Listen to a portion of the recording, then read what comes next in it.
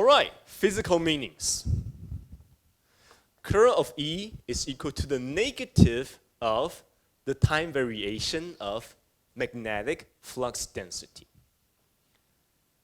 It's very obvious, right? As I said, under this presence, you walk around the circuitry and you finish a closed loop. After one round trip, you grow taller, right? You gain some potential. Therefore, this new induced E is actually non-conserved, right? It's non-conserved because curl of E is no longer equal to 0. So you're actually dealing with a non-conserved field. So this non-conserved E field is generated by the time-varying magnetic flux density. So even though in your circuitry you don't have the battery, but inserting this magnet itself serves as the driving source. Okay? That is your battery. And you need power or work, right, to insert and pull out the magnet. So basically, power energy is still conserved. That form is your source of creating this vortex source. If you still remember, we talked about a non-conserved vector field as a vortex field. It rotates, right? I showed you how it rotates. So now you can understand E fields can also become vortex-like under the right driving condition. Okay? And this equation, this is differential form. Integral form means, well, the total flux, the change in the total flux and multiplied by a negative sign defines the closed loop voltage, right?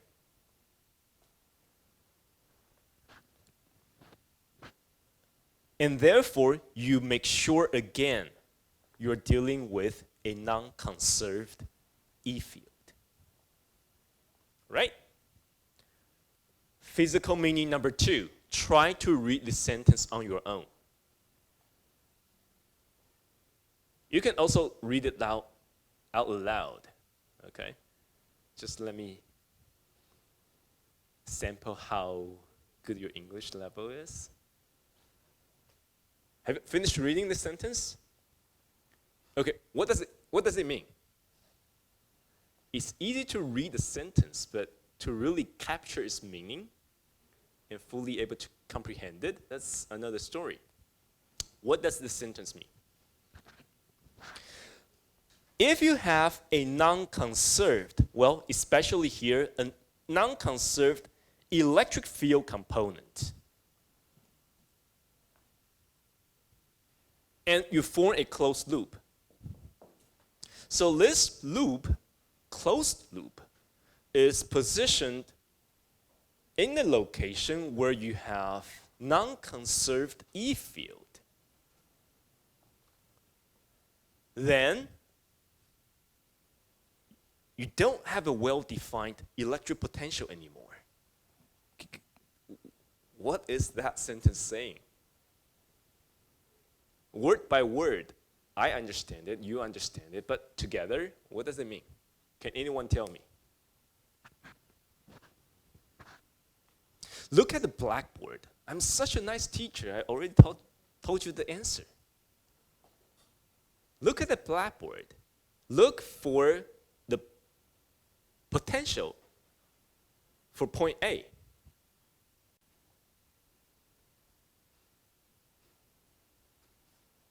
Right? This point.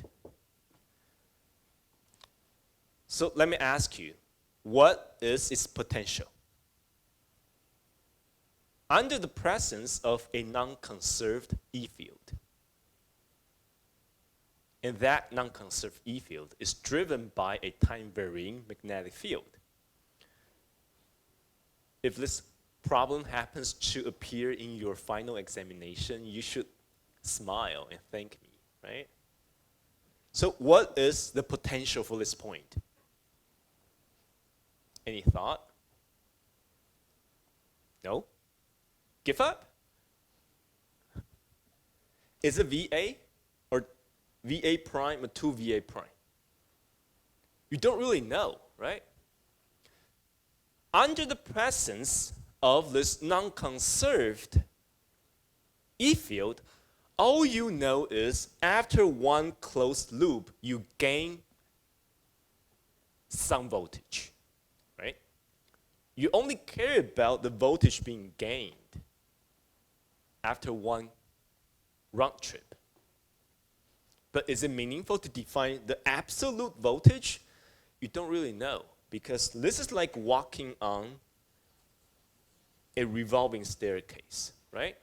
After each revolution, you gain some height. So if you're looking down, right, downwards, does it make any meaning to say this point is corresponding to which height? No, because this point, looking at the cross-section, can mean a lot of different heights, right? So that's the best daily life analogy to compare to. Right?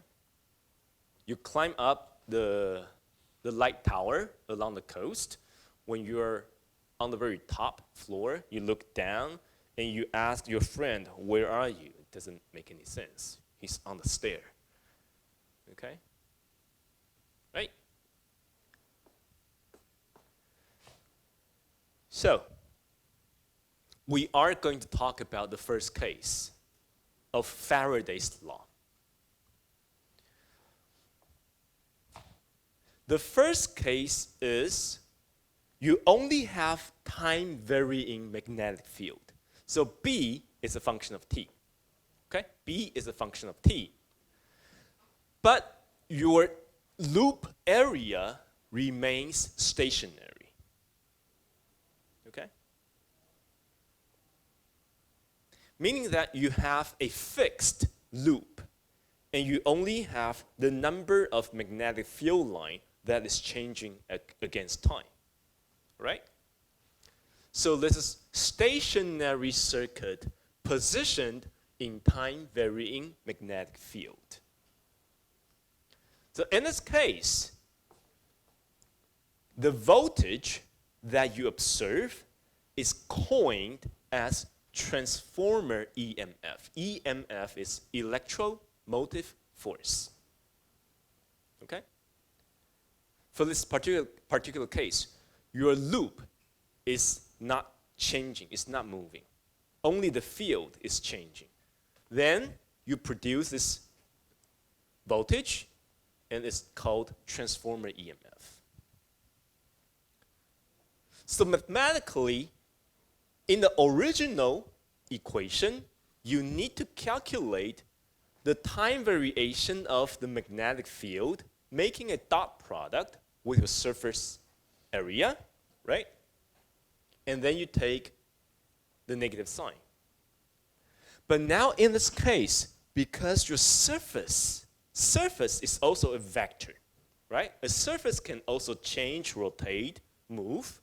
But in this case, this surface remains fixed in time and in space. Therefore, this is viewed as a constant.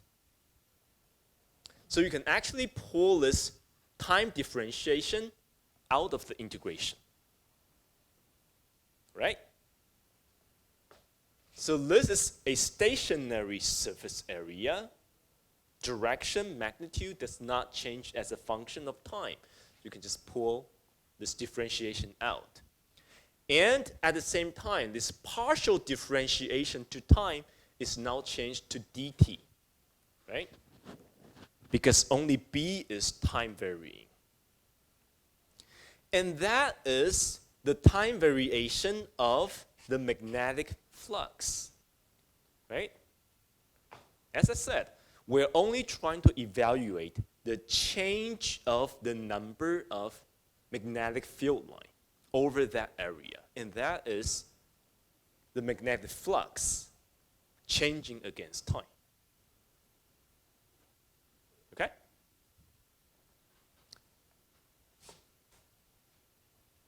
So we can now calculate transformer EMF in this extremely simple example. Now we have closed loops of n terms. So different terms have different heights in z direction, right?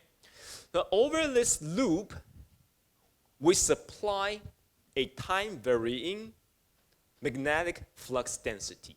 And the flux density is positioned or oriented in the z direction. So it's having BZ component. And that BZ is given. It's a constant and is a sinusoidal function. Okay? Sinusoidal function, it oscillates at an angular frequency of omega, but spatially it is also having some variation, some profile.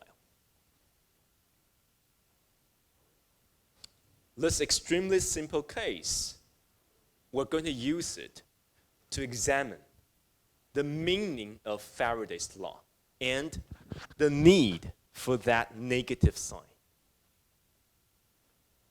Oh, the negative sign here. Okay? So these are purely mathematical. I'm not going into the details. You're only trying to calculate the flux, magnetic flux as a function of time, right? And once you have the magnetic flux, you perform its time differentiation multiplied by the number of terms. And then you have to remember, Faraday told you explicitly you need to include the negative sign. And now we're going to look into the importance and the need for that negative sign. Okay? Up to now, remember, the magnetic flux as a function of time takes on a form of sine omega t. Okay? And then it's derived or induced transformer EMF takes on negative cosine omega t. Plot it for you. Phi of t takes on sine omega t. So at time equal to 0, sine is equal to 0. Negative cosine omega t when time equals to 0 is negative maximum. Okay? So look at this picture and tell me. I'm just read the entire slide and examine this figure and try to come up with a simple conclusion. Why do you need to include that negative sign for the time variation? Negative.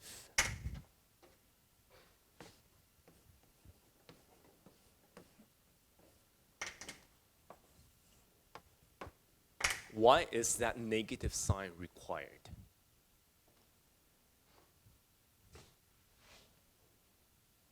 Let me just give you a hint.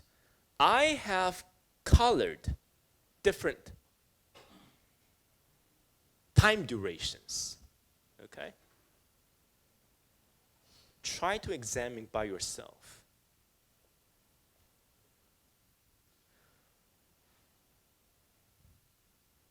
Phi of t reaches to its maximum, right? After 1/4 of period, it's a sine function. So after 90 degrees, which is 1/4 of the period, phi of t starts to decrease. So what does that mean? In experiment, this quarter cycle is like you're sticking the magnet into the coil, right? And then you start to pull it out. as you insert into the coil, the number of magnetic field line is increasing, but as you pull the magnet out, the number of magnetic field line starts to decrease, right? So as the number of magnetic field line decreases, that's starting from this point and onwards, right? Your phi of t starts to decrease. When your phi of t starts to decrease, look at how the transformer EMF is trying to respond. It is flipping sign initially from negative to 0 to positive. So what does that mean? It means if you have a positive phi of t, for example, you have field lines, right, entering into your eyes.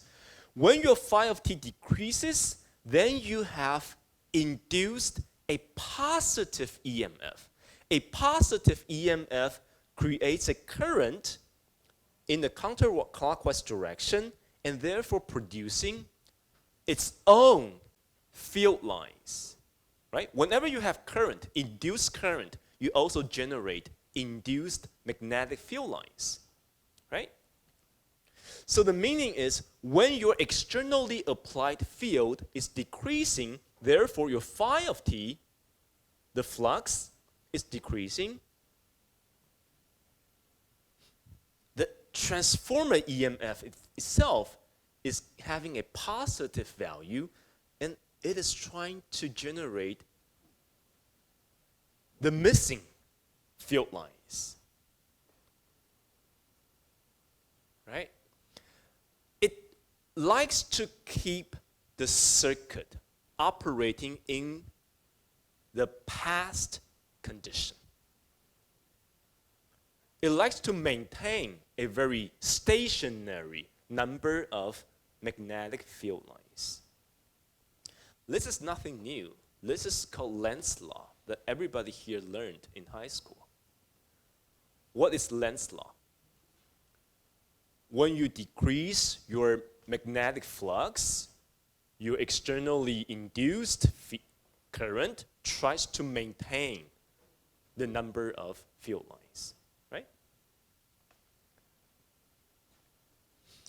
So this goes all the way. So your externally applied magnetic field drops to its minimum, right? And comes back. And compared to how this transformer EMF is responding. When your externally applied field is reaching its minimum value of 5t, and when it's coming back up means your field line direction is now trying to reverse, right? And look how the transformer EMF is trying to respond. At this moment, when you try to increase, right, you reach to the minimum of phi of t, and now you're trying to increase, the transformer EMF is telling you, hey, I don't like you to increase. I want you to stay the minimum.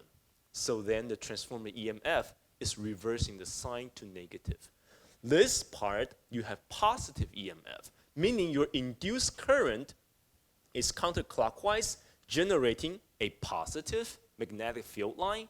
But starting from this moment on, the current, the induced current reverses sign to give inward going field lines because it wants to maintain the situation before this time. Okay? So transformer EMF is very, I don't know the English word, 念旧, right? If you can understand, transformer EMF is very, very, does anyone know how to translate that into English? Reminiscent. Okay, reminiscent. You wander into the past. Okay? So for that particular reason, you need to include the negative sign. Why? Well, if you still remember, if B can be expressed as a phasor, j omega t plus phi 0, right? You have a time varying field, so you have exponential j omega t. What happens when you have a time differentiation? You put this into this, you have negative j omega b, right? In the phasor notation. If you still remember, we covered this in the very beginning. Using the phasor, you have time variation. It's a multiplication of j omega once you have one temporal differentiation, right? So what does that mean? Negative j. Negative j means your transformer EMF always lags phi of t by 90 degrees. So here, right, sine, this is phi of t, and your v of t, transformer EMF, lags or delayed by 90 degrees. Then you have Lenz's law. But if you did not include this negative sign, or you have the positive sign, then this red trace would be shifted, right? Shifted by 180 degrees. This red trace would lead this blue trace by 90 degrees, and then you have a wrong relationship. So Faraday was smart enough to add that negative sign to capture his observation, right? When you increase the number of field lines, you create a counteracting transformer EMF. So this negative sign is extremely crucial, so that the transformer EMF and your phi of t is always having a 90 degrees phase difference, and v of t lags or delayed in time by 1/4 of period to satisfy or the later Lenz's law. Okay? So when phi of t decreases, your transformer EMF tries to increase the missing field lines. When your phi of t reaches minimum and try to increase the number of field line, it wants to reduce your number of field line. Okay? So it's like a counteracting maintaining mechanism.